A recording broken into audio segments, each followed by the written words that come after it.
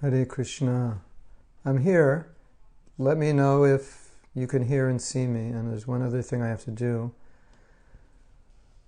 Just give me a second. I'm going to record this. So I'm just setting up to record this on my computer, which is why I'm not concentrating. So just let me know. Hold on. And I will be with you in one moment. Just wanted to let you know I'm here. And tonight's show is called Balancing Unworthiness. And I will explain in a minute what that means after I set up and make sure we are recording, which we are. Balancing Unworthiness.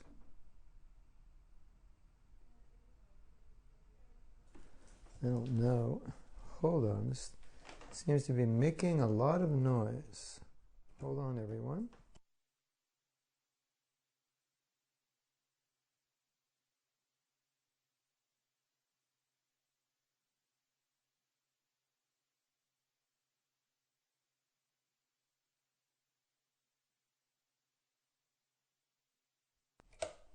Now, it sounds better, right? Okay, balancing. This is called Balancing Unworthiness. We're dealing with feelings, what it means to have feelings of unworthiness. And I am going to go to the chat just to make sure everybody's happy with what they see. Not working. Emotion says it's fine. Eyes are satisfied, ears hankering. Audio video is good. Shaloni not working. What to do? Anybody else having a problem? Refresh, go back, reboot. Okay, everyone says they can hear and see me. So that means Shaloni has to, Pallavi, you have to help her. Okay, so I just want to make sure we are recording. I have to hit the record. Hit R for record, and we are recording. On my computer, which sometimes it stops recording in the middle for reasons that I cannot explain, but anyway. So, the reason I chose this topic tonight is to explore feelings of unworthiness, because feeling unworthy is a qualification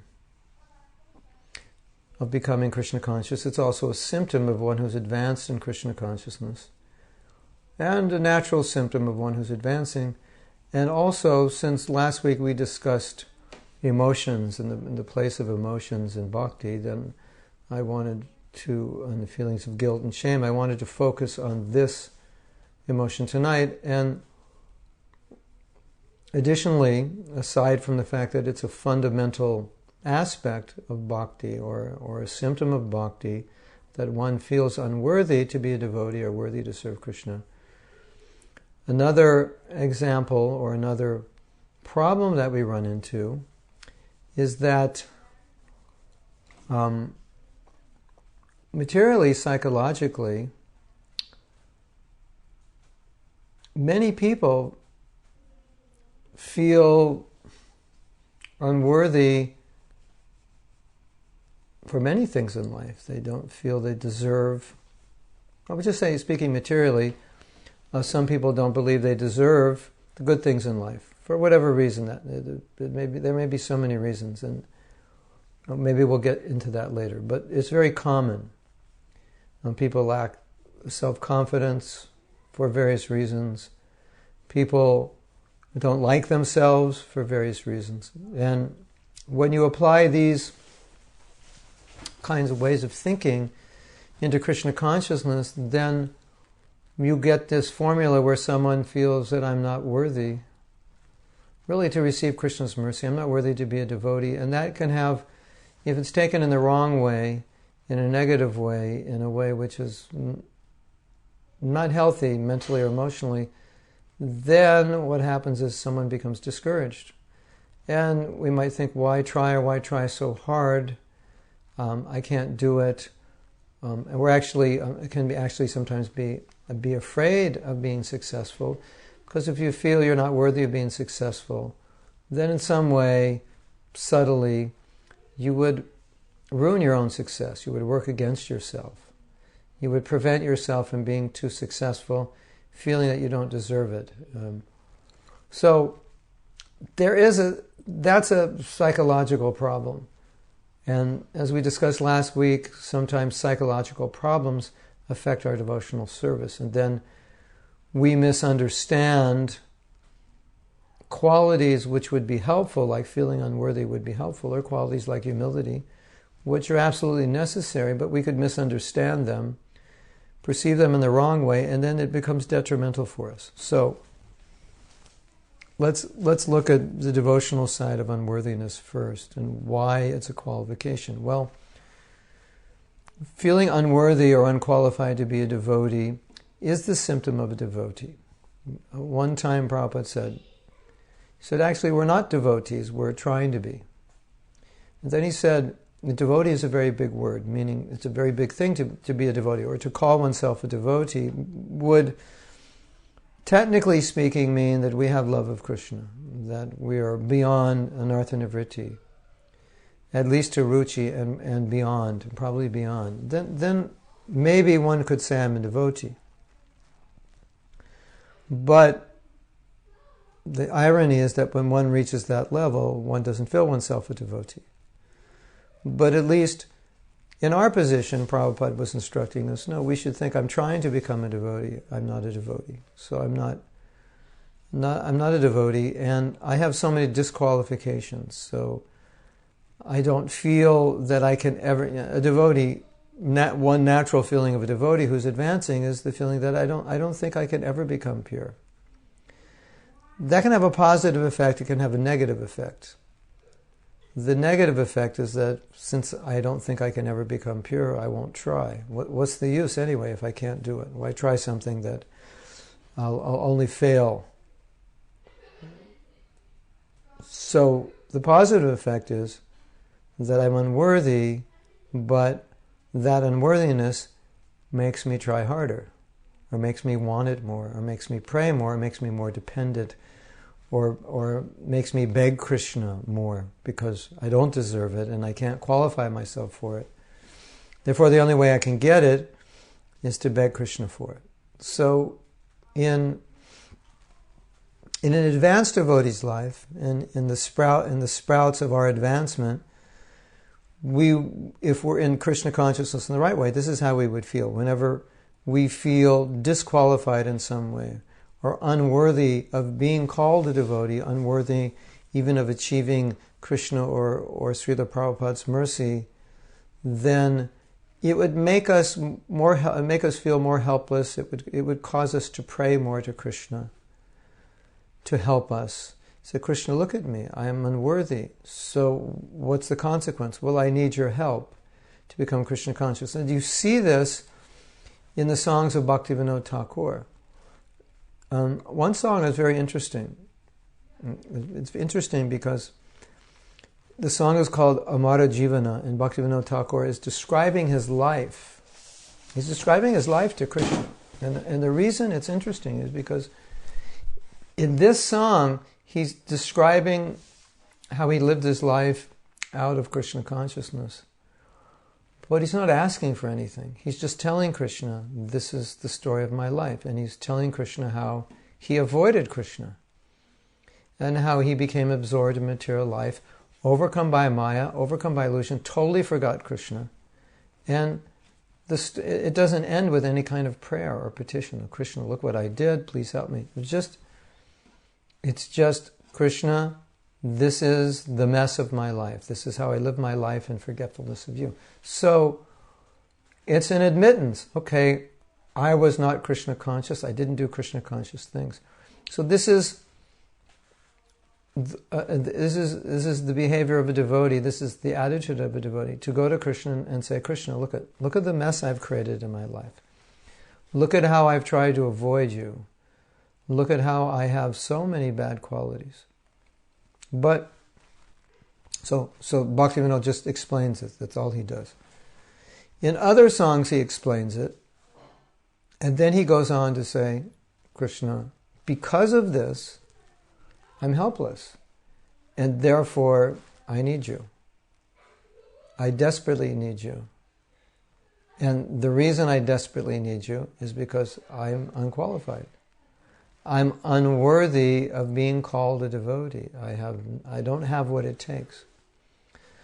So that's the proper attitude. The more unworthy we realize we are, the more we pray to Krishna to help us, feeling that without his help, I can't succeed, because I can't look to anything that I have, which I can call a good quality of mine, or something that makes me worthy of achieving Krishna consciousness. I can only find that I don't have the qualities that are necessary, the qualifications that are necessary. So all I can do is ask for some special mercy, some special kindness, something that Krishna can just bestow upon me, even though I don't deserve it. Now, this is the proper attitude. This is how we should be thinking. So whenever we meditate on any problem we have, any disqualification we have, rather than becoming discouraged or depressed, we should think, this is an opportunity, or this is a calling for me, in recognition of my disqualification, to call out to Krishna, to become a beggar, to tell Krishna, I'm helpless without you, I cannot do this on my own. Just today I had an interesting conversation with a devotee, and Haribol Lila, now you're with Palak Paneer. Wonderful. So, and all of you else, Shaloni, Pallavi, Bhakti and Carol, Ganapati, and all the others that I haven't mentioned.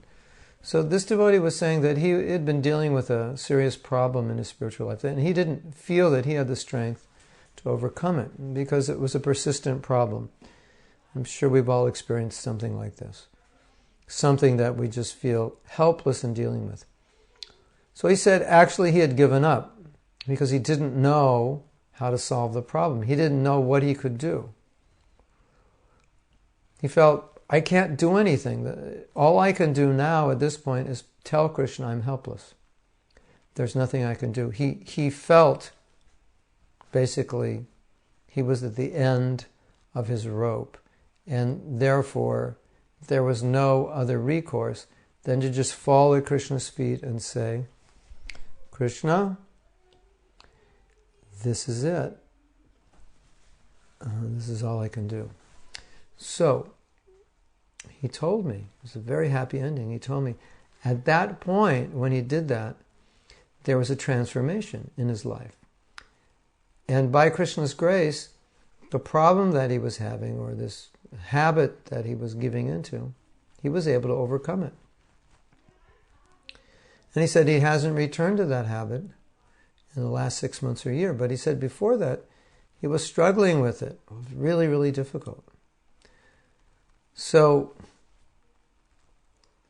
dependence on Krishna is one of the 6 symptoms of surrender. And this is a real life story of a practicing devotee who achieved tremendous results just from becoming helplessly dependent on Krishna to solve his problem.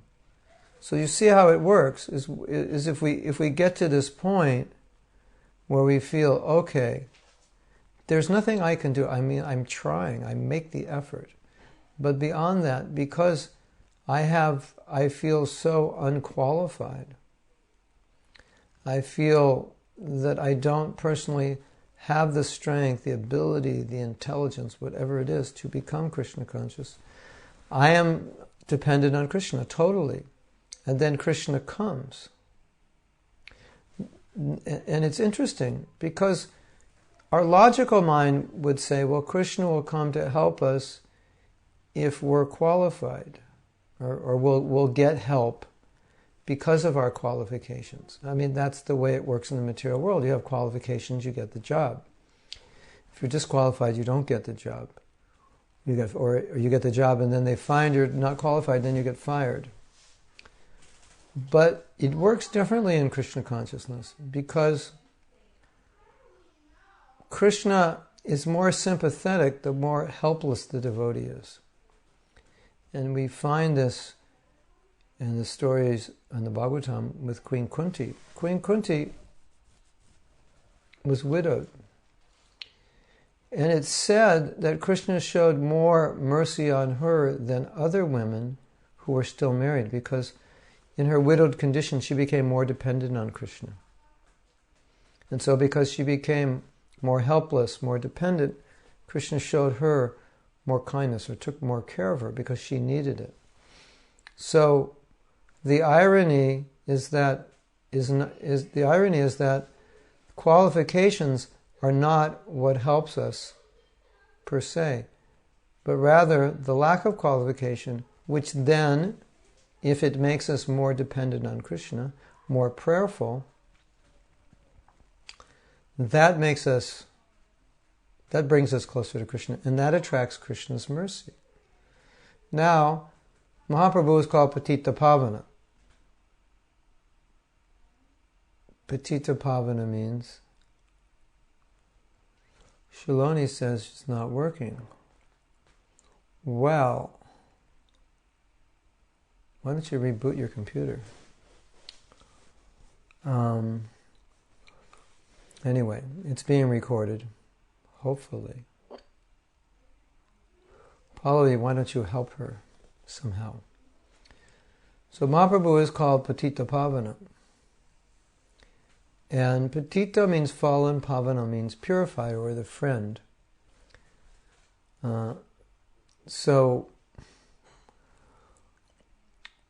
what we understand is that Lord Chaitanya shows mercy to those who are most fallen. The more fallen one is, the more mercy he shows. It's a little contrary to logic, and it's contrary to the traditional Vedic system, where one, in order to practice the sadhana, the spiritual sadhana, one must be elevated to the Brahman status. So that means qualified.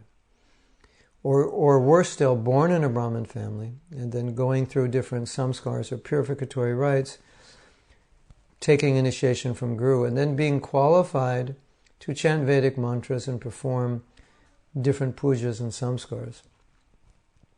Where in Kali Yuga, and particularly after the appearance of Mahaprabhu, the rules changed. Basically, they were the total opposite, where Mahaprabhu was extending his mercy to people who weren't qualified, and the less they were qualified, the more mercy was extended. And you may ask, well, why was he doing that? Because this doesn't make sense.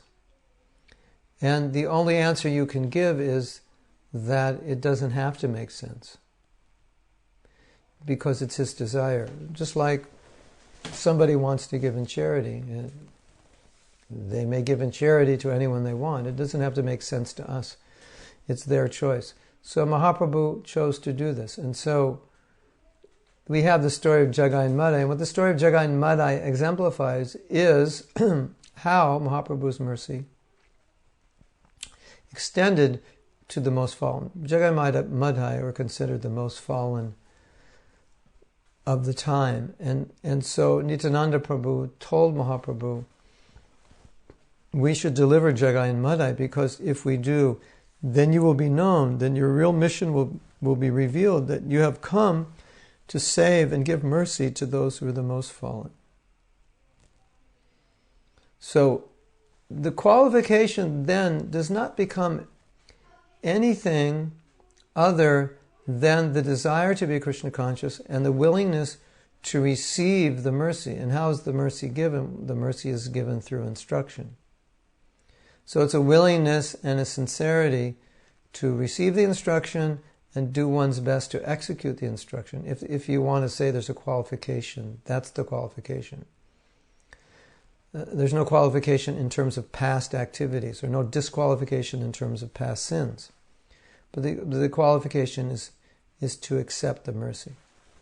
Now, we should, in a sense, therefore, one should not lament that one is feeling disqualified, or one should not lament that one is feeling unworthy, but one could actually rejoice. Oh, I'm unqualified, I'm unworthy. Therefore, I become a candidate for the Lord's mercy. And that's why the devotees pray and say, my dear Lord, I am the most fallen, and therefore you should give me your mercy first. Now, how do we, as sadhana, as practitioners, when we're practicing sadhana, how do we relate to feelings of unworthiness and humility in a way that we can get this result, rather than the two ways that we can be at fault is the humility would be totally artificial, and we really are not exhibiting humility, but we're talking in a humble way, or we're trying to fake humility, which is far beyond anything we realize about humility. Or a kind of humility that's not really, it looks like humility, but it's not. And it's more of a self-absorption and, oh, I'm so low, I'm so bad. That kind of feeling, which then produces what's the use of doing anything? So we want to avoid both of those. Now, if we go back to the feelings that we were talking about before, of feeling unqualified, but that disqualification inspiring us to execute Krishna consciousness, that we could define as humility. And I've told the story before. I'll tell it again, for those of you who haven't heard it. Two devotees came to Srila Bhaktisiddhanta and they said, Maharaj, Guru Maharaj, we've been chanting for 20 years and we're not making any spiritual advancement. He said, oh, this is very good. And so, of course, they were shocked. What's good about the fact that we're not making spiritual advancement? And he said, what's good about it is I see that you're humble, because you're not feeling that you're advancing. Whereas, if you came to me and said, we've been chanting 20 years and we're becoming very advanced, then I'd be concerned that you're not developing humility, but actually you're becoming proud. So, to feel oneself disqualified, to feel that we're not making any advancement, if it's a genuine emotion, if it's not artificial, if it's not a show, if it's how one feels, but it is not a discouraging feeling, it's just kind of a reality, what we'd say, checking in with oneself as a reality. This is my position, this is my condition, and I feel I'm not really making much advancement. I'm trying. I don't feel I'm Krishna conscious. But we're not discouraged by that. It's what it is. That's humility. Now, the result of that kind of feeling is, as we were saying before, this kind of helplessness. Well, because I don't feel advanced, then I become helpless. Or I don't become helpless, I feel helpless, and therefore I ask Krishna, please help me, give me guidance, give me intelligence. Whatever I need, give it to me, because on my own, I'd lack these qualities. Okay, now, someone might hear that, or some of you might hear that and say, well, that sounds negative. That sounds kind of disempowering, that one is putting oneself down. How do we maintain self-confidence in ourselves? How can we be positive so that we don't have a negative mindset? How can we be positive so we can remain determined?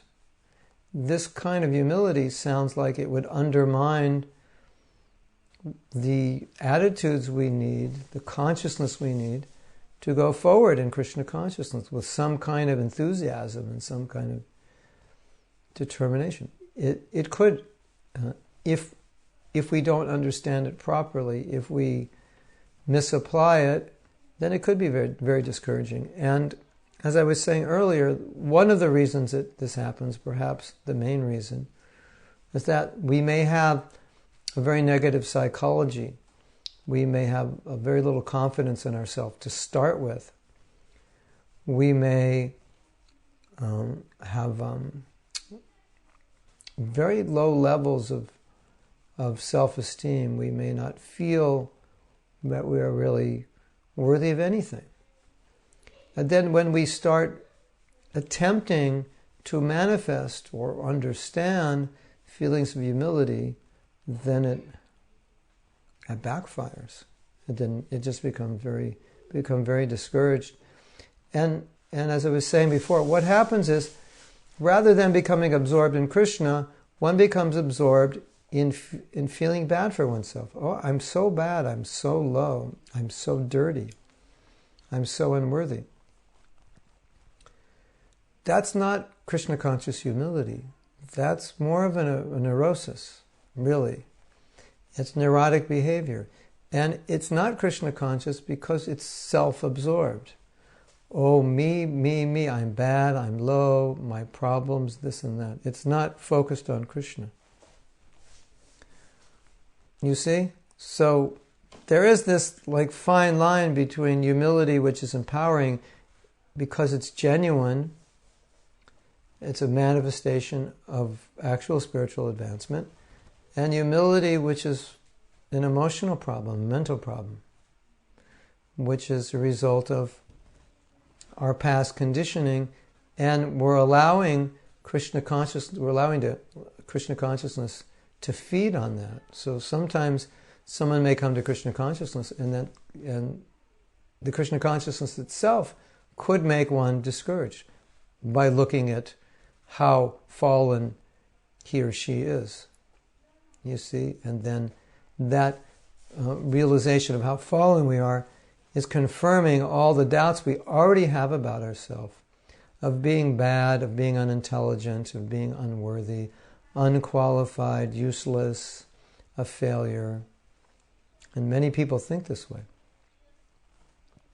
So we have to be careful not to feed the disease, but rather, when it's a manifestation of spiritual advancement, and or if I don't know how to manifest, I have to understand the proper attitude so I can manifest it. At least theoretically, I can understand how I should be thinking, and then try to think in that way, and try to act in a way that brings out the proper behavior. I mean, that's what Krishna consciousness often is. It's often understanding an attitude, understanding a certain level of consciousness, and then trying to adapt ourselves to behaviors which reflect that consciousness and see the world according to those values, even though they may not be ours totally, even though we may consider those artificial for us or foreign, but but understanding that those are the proper attitudes, then we try to adopt them in our mind, especially if we have the wrong attitude, which is making it difficult to be Krishna conscious. So I look at my psychology. I see if I see a tendency to be self-absorbed, to be depressed about my disqualification, then we understand, no, that's not humility. That's not the helplessness that is Krishna consciousness. And that's not the feelings of unworthiness that are exhibited in a Krishna conscious way. But that's the wrong attitude. That's an attitude where I look at what's wrong with me and I just become discouraged. And therefore we would say, that's Maya. Because anytime we become discouraged, who's discouraging us? It's not Krishna. Krishna won't discourage us. It's Maya. Now, one of the qualities of Krishna is that he only sees the good and he overlooks the bad. So certainly it's not Krishna who would discourage us, and it's not Krishna who is discouraged by who we are.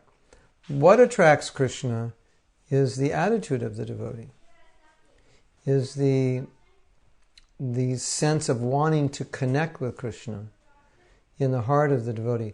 Not the anarthas that the devotee is facing. That doesn't deter Krishna from the relationship. Krishna's not bothered by that. He's not bothered by our disqualification. But it's actually, in a sense, our disqualification brings out more affection on Krishna's part. Interesting, right? We'll look at our disqualification, and it won't necessarily inspire us, although it should, as I was saying. That's the proper way to look at our disqualification. But from Krishna's point of view, it draws a lot of emotion out of him when he sees our disqualification, because it means we need help. And so the catalyst for that help, as I was saying, is that we show Krishna, look, I don't have what it takes. I need your help. We're not discouraged. It's just a realization of this is where I'm at, and I need your help. So this is important. Now, if we look where we're at, if any of us look at where we're at, if we make an inventory of where we're at and all the things we don't like about ourselves, all the bad qualities, it could be very discouraging. And your list could be very long. My list could be very long, right? I don't have these qualities, and I have these bad qualities, and I treat people this way, and I'm envious, and I'm jealous, and I've done so many bad things. We don't want to see it that way, but rather we just acknowledge, okay, this is the reality, and don't judge it as good or bad or whatever. It's just what it is. It's an inventory of the results of our conditioned life in the material world. Just look at it like that. That's just what it is. It's what we brought in to this life, and this is what we're dealing with now. That's all it is. That's how we should see it. If we make a judgment on it, well, because I'm like this, therefore the result must be this way, then if that must be result that we're thinking of is negative, then we're going to be directed towards something negative, because we'll make an assumption that that's where I'm headed because this is who I am, and therefore I must be headed this way. This is a bad way to think. The proper way to think is, okay, here's my assessment. This is humility. Humility just means reality. This is who I am, and it's okay. Who I am is okay, because I'm in the process of purifying myself. So when you're in the process of purifying yourself, it's okay to be dirty. It's not okay to be dirty if you're not purifying yourself, because then you remain a conditioned soul. But if you're a conditioned soul, if you're dirty, it's okay if you're purifying yourself. So we take this inventory and say, okay, this is the inventory, this is the reality, right? It's just how it is. So we take that. Okay, hold on. My recording stopped. Crazy. We just lost about 5 minutes of that, or more. That is depressing. So, I don't know why it's doing that. So anyway, it's recording on the video side, but the sound isn't as good. So,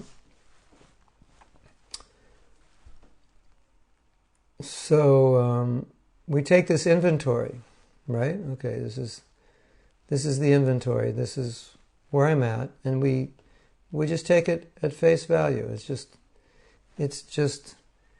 It is what it is. And that's what it is, and so we take it that way, and that's just the way it is.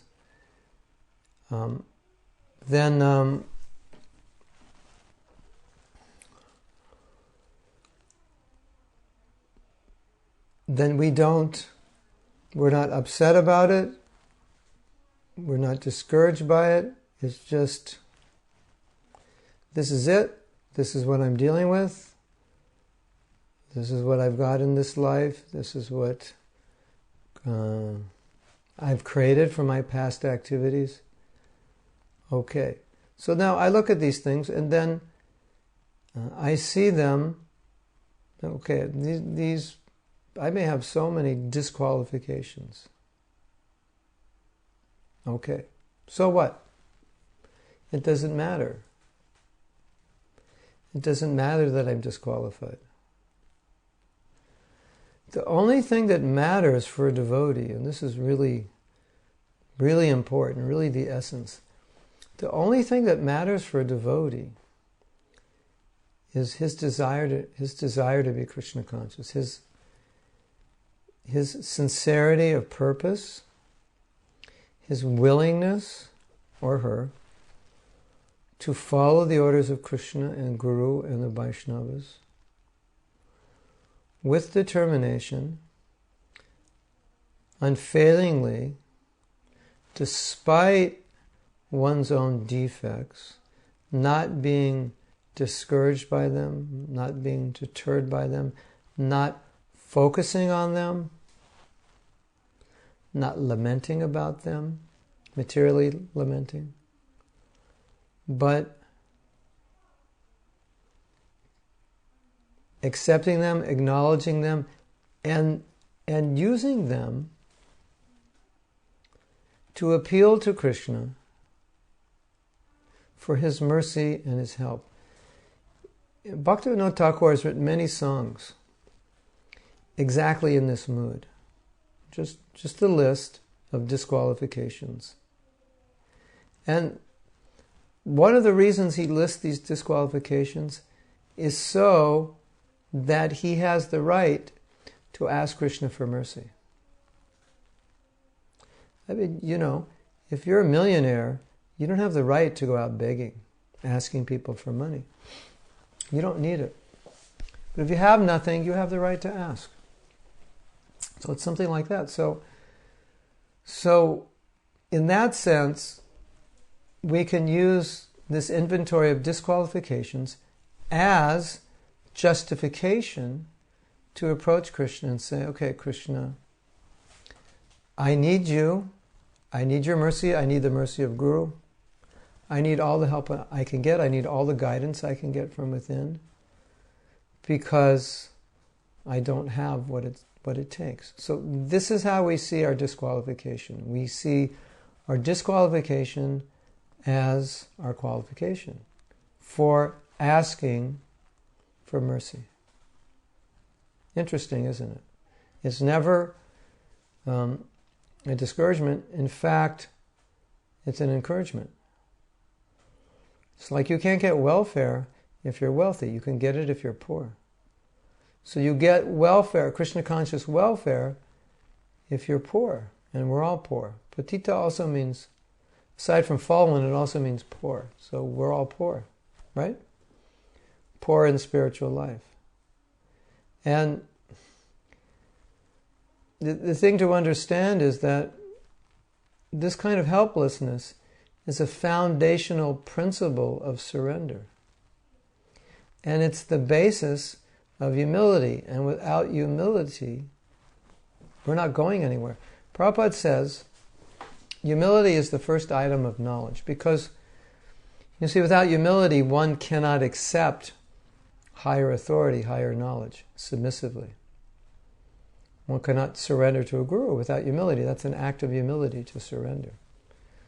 And so, what does pride mean? Pride means I assess that I have good qualities, that I have qualifications which can enable me to achieve anything I want. And so this is the foundation of material consciousness. You can achieve anything you want if you set your mind to it. And the foundation of spiritual consciousness is I can only achieve anything by Krishna's mercy. Otherwise, I'm helpless. That's the foundation of humility. And it's a totally opposite way of thinking from material consciousness, which is very dependent on I can do it. I can make it happen by my own efforts. Now, of course, it doesn't mean we don't try. It just means we understand how dependent we are on Krishna's guidance, on Krishna giving us intelligence. I want to read something. Does anybody have any questions? If not, I want to read something. Yes, as you say, Messenger, we are all beggars. That is so important. Because you see, whenever pride comes, what happens? Pride connects with false ego. And then we think, I did that. Because that's how we get acknowledgement. And we want that acknowledgement. Beyond false ego, we're not looking for acknowledgement, and therefore it's easy to admit that it was Krishna who did it, and I was an instrument. Now, it's true that the more we surrender, the more Krishna will use us as an instrument. That's a fact, for sure. But still, we feel humbled that Krishna uses us as an instrument. So even if you do something wonderful, you should feel Krishna is so kind that he used someone as fallen as I to do his work. We shouldn't feel, oh, it's because I'm surrendered that Krishna used me. We should feel, because I am so helpless and so wretched and so useless, Krishna showed his kindness upon me. Now, you can't artificially feel yourself useless and wretched. But gradually, as we advance in Krishna consciousness, some sense of that will be there. And it's not, it's not that you can't function normally because you think you're wretched, low, fallen, this and that. As Prabhupada said, at the feet of the Guru, you should feel yourself a fool, but you shouldn't act foolishly. So there is a balance there. There is, Prabhupada said, I'm proud to be Krishna's devotee. So there's this other side of the equation. But that pride is not material. Or the confidence, yes, I can do this by Krishna's grace. It's not coming from false ego. So we shouldn't be timid. We shouldn't, the attitude of helplessness should not make us weak. But it can make us very confident also in Krishna, in succeeding, because Krishna is helping us. Now, as I was saying before, we don't want to go to this extreme of artificial humility. I'm so useless, I'm so wretched, I'm so fallen, I'm so this or that. It's a nice sentiment because the advanced devotees think that way, and we want to develop that attitude. But it can become so artificial if it goes too far that it really has no meaning. It's just words. And inside we may be very proud, and with our mouths we may say, oh, I'm very fallen, I'm very low. But we don't mean it. So that's not what we're dealing with. That's not what we want. That's not humility, just to go around and say I'm fallen. In fact, one devotee made a very astute, what's the word I'm looking for? Observation. He made an astute observation. He said, sometimes we do that. We'll walk around and say, oh, I'm the most fallen, I'm the most this or that. Because we don't want anybody to point it out in us. So if we just tell people, I'm fallen, I'm useless, I'm stupid, then no one has to tell us that we're fallen, useless, and stupid when we do something stupid. So sometimes we can use it to protect ourselves, to protect our ego from anybody it would prevent anybody from saying anything that we don't want to hear about ourselves, or we don't want to admit about ourselves. So we just go, oh, I'm this or that. No, I don't want anybody to tell me that, because that would destroy my ego. I wouldn't be able to bear it. So I'll just say it. Interesting, isn't it? So these are things that we can contemplate within ourselves. Now it's 8:55 already, and I have one of my daughter's friends here, and I need to take her home soon. But I wanted to read something Prabhupada wrote. And I think we'll find it relevant.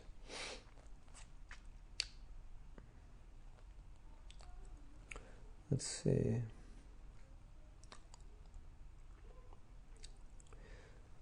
I don't know the question that's being asked. Oh yeah, here. He's expressing some glorification to Srila Prabhupada. Prabhupada says, I thank you very much for your nice sentiments, so expressed in this letter, that I am not unreasonable. Rather, you have taken the responsibility on your part. Not sure what that is. Here's the main point of the letter comes now. Actually, we are all conditioned souls. So our demand from Krishna to accept us is unreasonable. Interesting, isn't it? Prabhupada's saying, we have absolutely no right to ask Krishna to accept us. And we talked about this last week, when this devotee expressed this exact sentiment, that I can't ask Krishna to accept me because I've rejected him. I have no right to ask. From my personal point of view, I think that I am so sinful that I cannot even approach Krishna to show me any favor. But I have only one hope, my spiritual master. He is very kind. So, here's a key, and we spoke about this last week, that even though we feel disqualified, we don't give up hope, because we can't give up that desire.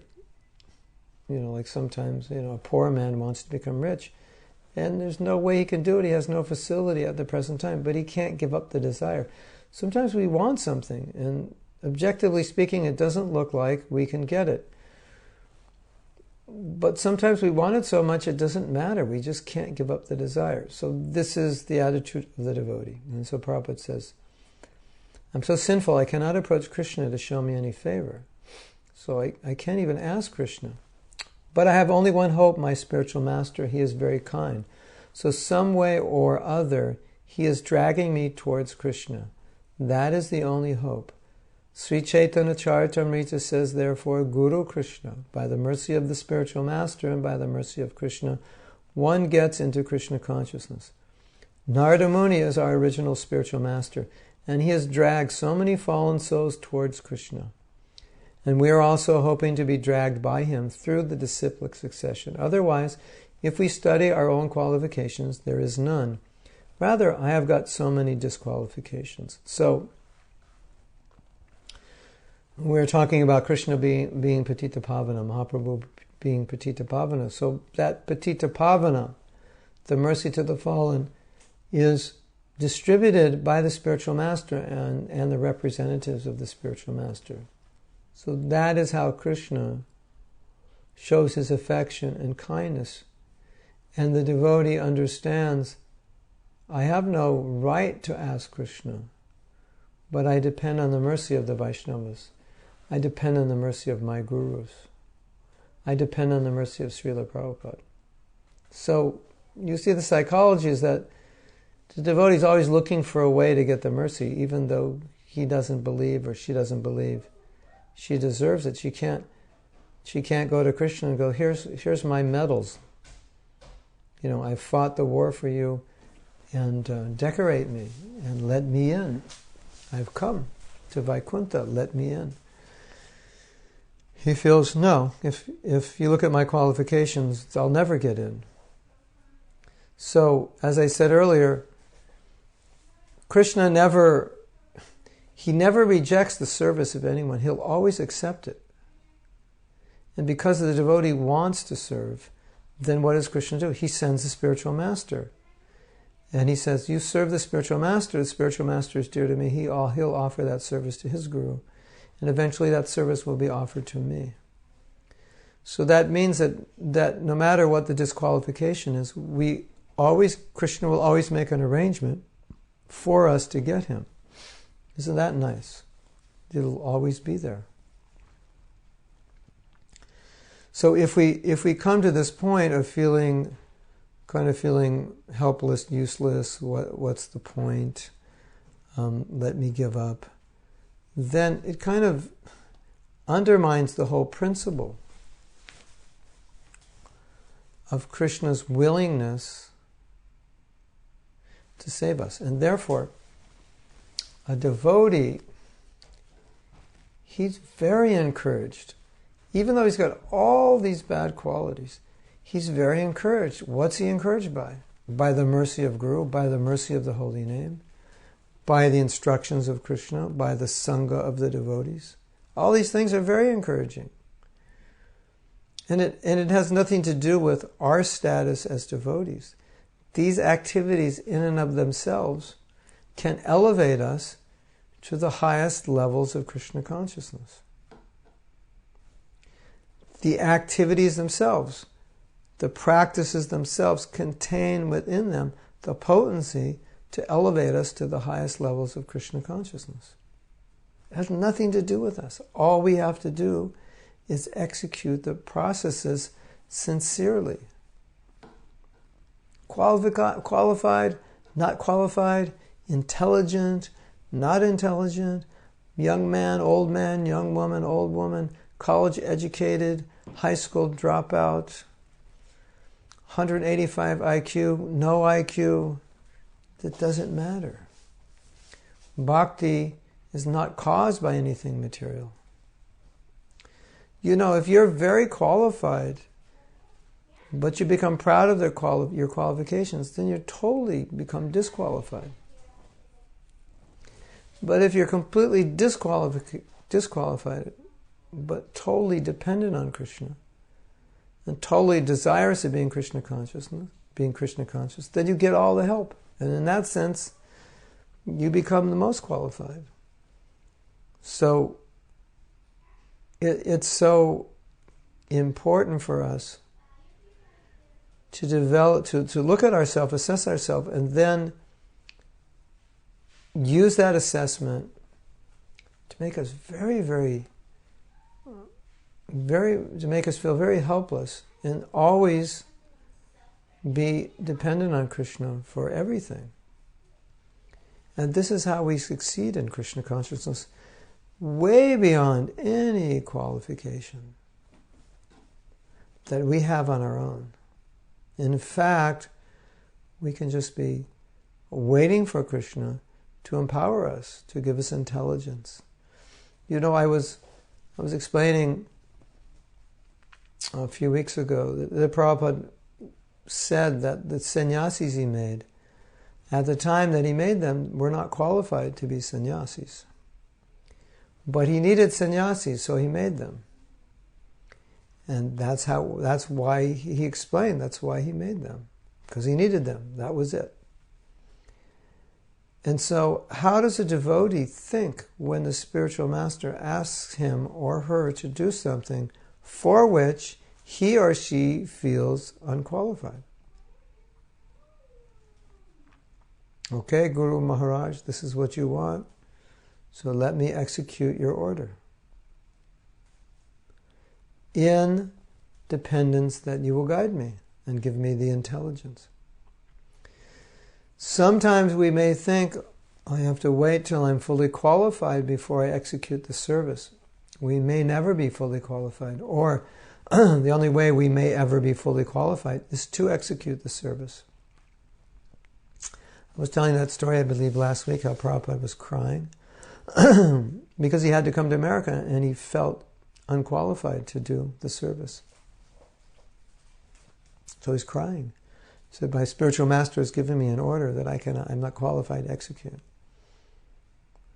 But you see, still the consciousness is that the order is given, so I must execute it, even I'm not qualified. Right? Interesting, isn't it? And that's one of the ways we become qualified. Okay, hold on everybody. We have a message from my daughter. Yes, it's time to go. I'm going to take her home. Okay, so I have to go soon. I'm the stay-home mom for 5 more days. So Messenger is thinking it would only be inspiring, I would think, if we are not self-absorbed in looking at God.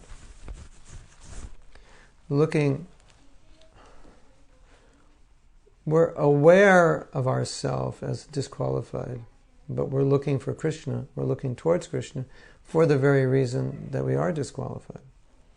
Because you see, when people feel themselves very qualified, they don't look to God because they don't feel they need Him. Right? Why do they need God? They can do it themselves. Right? Isn't it?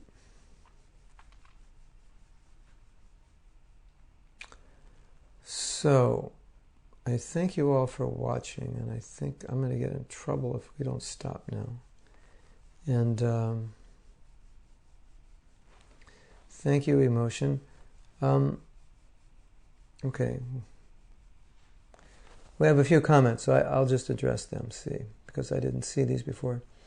Pollock Bonnier says, sometimes I act feeling fallen so that people don't expect anything of me. Yeah. That's a good realization that you do that. You kind of want to protect yourself from having to be responsible for being Krishna conscious, and as long as you prove you're not, no one will expect you to be anything more than fallen. Yeah. That is a problem that needs to be addressed, yes. Carol says, does the idea of being fallen come from thinking about there would be many lifetimes we were self-serving? It could be. It could come from many ideas. That could be one of them. It sounds like what you're saying. It could be we're accepting our conditioning. Oh no, this is the way I am. This is the way I am, and it's just there's nothing I can do about it. That may be true that this is the way we are, and there's nothing we can do about it. But it doesn't mean Krishna can't do something about it. It doesn't mean the Guru can't do something. The mercy of the Guru. It doesn't mean the process of bhakti can't uplift us. So we don't want to be fatalistic. And the whole story of Jagai and Madai was just to show that if someone takes the process of bhakti, they can be purified.